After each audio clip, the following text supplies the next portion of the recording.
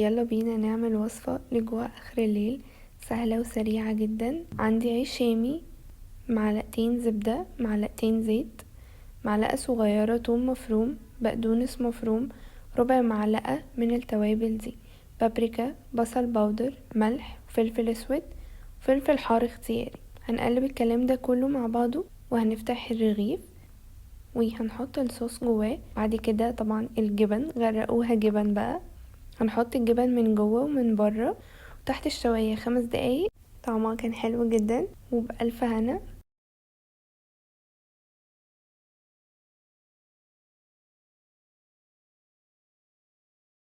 مكرونة ماك اند تشيز، اللي مجربهاش فايته كتير قوي، سهلة وبسيطة واقتصادية جدا.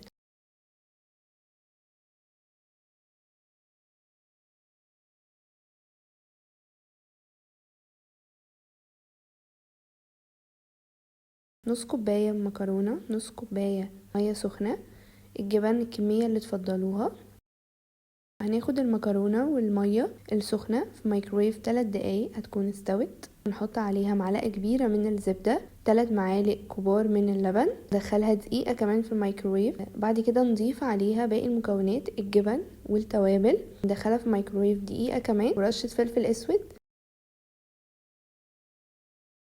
ورهيبة بجد، لازم تجربوها، وطعمها حلو قوي قوي وسهلة وسريعة جدا جدا.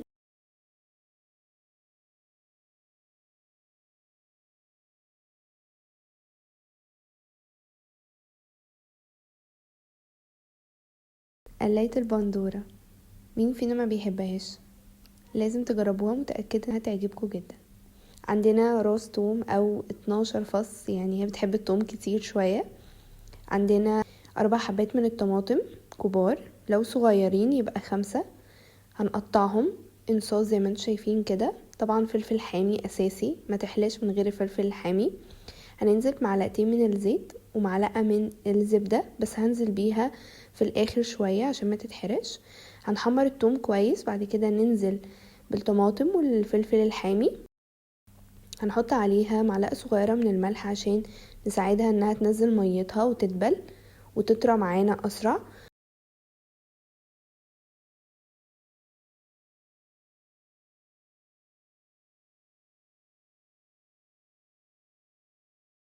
طبعا هنا زودت الزبدة على نار متوسطة لهادية.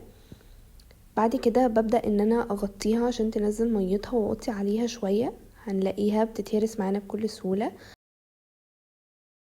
نزود كمان الفلفل الاسود ونبدأ نهرسها، وكل شوية كده نفتح عليها لحد ما تطرى معانا.